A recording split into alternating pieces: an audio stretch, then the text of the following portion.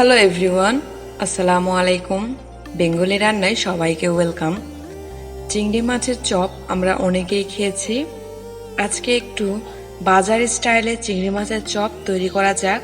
কিভাবে ফুটপাতের দোকানের মামারা খুবই মুখরোচক চিংড়ি মাছের চপ তৈরি করে, তাহলে চলুন আমরা দেখে নিই। এখানে আমি ডাল নিয়েছি, 4 থেকে 5 রকমের ডাল রয়েছে এখানে। আপনারা যে কোনো ডাল একটু গুঁড়ো করে নেবেন, তাহলে এটা হয়ে আসবে। চাইলে আপনারা হালিমের যে মিক্স থাকে সেটা দিয়েও তৈরি করতে পারেন, কারণ সেখানেও অনেক রকমের ডাল দেওয়া থাকে। দেখতেই পাচ্ছেন বেশ কয়েক রকমের ডাল রয়েছে, আর এটা কিন্তু পাউডার না। হালিমের যেরকম একটু আস্ত আস্ত থাকে ঠিক সেই রকম, একদম পাউডার করা যাবে না, একটু আস্তে আস্তে রাখতে হবে, তাহলে একটা ক্রাঞ্চি ভাব থাকবে। আপনাদের মন মতো আপনারা যতটুক চপ তৈরি করতে চান সেই পরিমাণে নিয়ে নেবেন। আমি এখানে 1 কাপের মতো নিয়েছি। সেই ডালটাকে আমি ভিজিয়ে রাখছিলাম 2 ঘন্টার মতো। আমি এখানে অল্প পানি দিয়ে ভিজিয়ে রাখছি। দেখতেই পাচ্ছেন ভিজিয়ে রাখার পর কিন্তু এটা দ্বিগুণ হয়ে যাবে, সেই মাপে আপনারা ভিজিয়ে রাখবেন। এটা ভিজিয়ে রাখলে ডালটা অনেকটাই নরম হয়ে আসবে, এটা আমাদের চপ তৈরি করতে অনেক সাহায্য করবে। আর এখানে নিয়েছি আমি চিংড়ি মাছ, যেটা বেবি চিংড়ি রয়েছে সেটা নিয়েছি। এভাবে চিংড়ি মাছটা খুব ভালোভাবে পরিষ্কার করে নিয়েছি। এখন এগুলো লবণ এবং হলুদ দিয়ে এটাকে ভালোভাবে মাখিয়ে ফ্রাই করে নেব।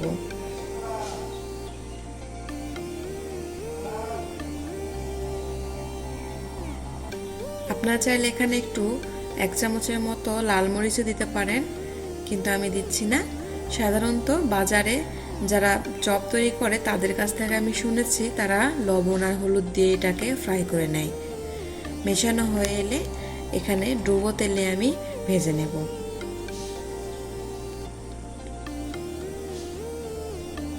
তেলটা গরম হয়ে এলেই এটা খুব ভালোভাবে ছেড়ে দেবেন।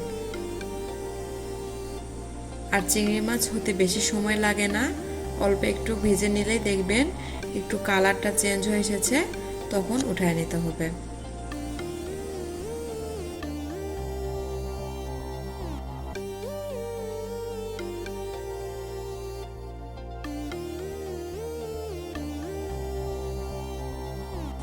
এই তো আমি ঠিক এরকম ভাবে ভেজে নিচ্ছি, এখন উঠায় নেব।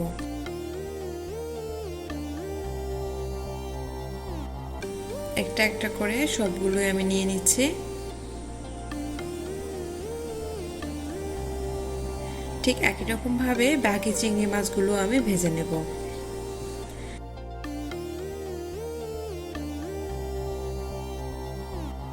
আর অবশ্যই খেয়াল রাখবেন তেল যেন খুব ভালোভাবে ঝরে নেওয়া হয়।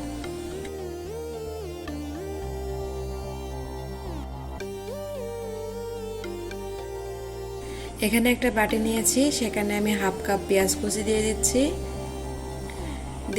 4-5টা বড় সাইজের কাঁচামরিচ কুচি দিয়ে দিচ্ছি, স্বাদ মতো লবণ, 1 চিমটি হলুদ, গরম মশলা দিয়ে দিচ্ছি 1/2 চামচ, লাল মরিচ দিয়ে দিচ্ছি 1 চামচ, দিয়ে দিচ্ছি খাবার সোডা 1 চিমটি। এবার সবগুলো একসঙ্গে একটু মাখায় নিচ্ছি। পেঁয়াজটাকে একটু মিহি করে ঝুরি করে নেওয়ার চেষ্টা করবেন, তাহলে এটা সহজেই নরম হয়ে যাবে। 2 মিনিটের মতো মাখানো হয়ে এলে যে ভিজিয়ে রাখা ডালগুলো দিয়ে দিচ্ছি।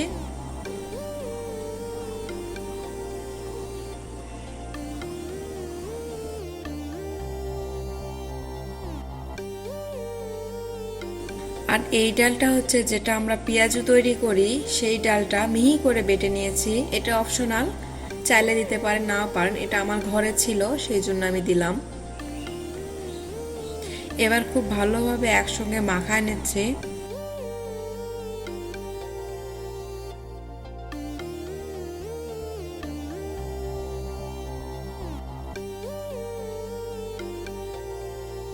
এবার দিয়ে দিচ্ছি কর্নফ্লাওয়ার। এটা দিলে কিন্তু ক্রিস্পি ভাব যেরকম আসে, আবার খেতে অনেক মজা লাগে। চাইলে আপনারা এখানে কর্নফ্লাওয়ার পরিবর্তে চালের গুঁড়ো 2 চামচ দিতে পারেন, বেশি দেওয়ার চেষ্টা করবেন না। দিয়ে দিচ্ছি বেসন 3 চামচের মতো।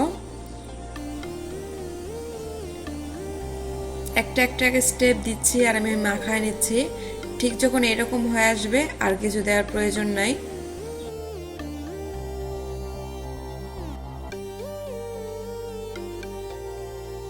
আর এখানে নিয়েছি আমি সেই ফ্রাই করে রাখা চিংড়ি মাছ। আপনাদের চিংড়ি মাছের চপ যেরকম শেপে তৈরি করবেন সেই মাপে নিয়ে চিংড়ি মাছের উপরে এভাবে দিয়ে দিবেন। দুই পাশে আমরা লাগায় নেব। সাধারণত বাজারে দেখা যায় এক পাশে চিংড়ি মাছ দেয়, কিন্তু আমরা ঘরে তৈরি করছি আর একটু মজা করে খেতে দোষ কি, তাই না?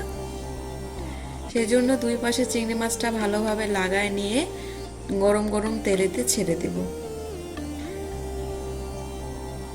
ঠিক একই রকম ভাবে আমি সবগুলো চিংড়ি মাছে লাগায় নিয়ে দিয়ে দিচ্ছি। আর অবশ্যই তেলটা ভালোভাবে গরম করে নিতে হবে, তাছাড়া কিন্তু আবার খুলে যাবে। আর একবারে বেশি ভাজতে যাবেন না, তাহলে কিন্তু একটার সঙ্গে আর একটা লেগে যায়, খুলে যেতে পারে।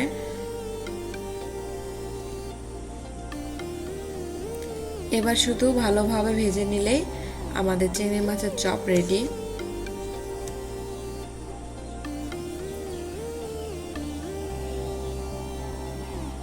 এই তো ভালোভাবে ভাজা হয়েছে, আর আমি ঠিক এইরকম ভাবেই রাখছি। উঠায় নিচ্ছে এখন। ঠিক একই রকম ভাবে আমি সবগুলো ভেজে নেব।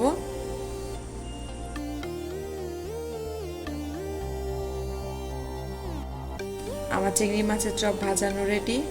দেখতেই পাচ্ছেন কত সুন্দর কালার এসেছে, আর খেতে কিন্তু অনেক ক্রিস্পি। আশা করি বাসায় তৈরি করে দেখবেন।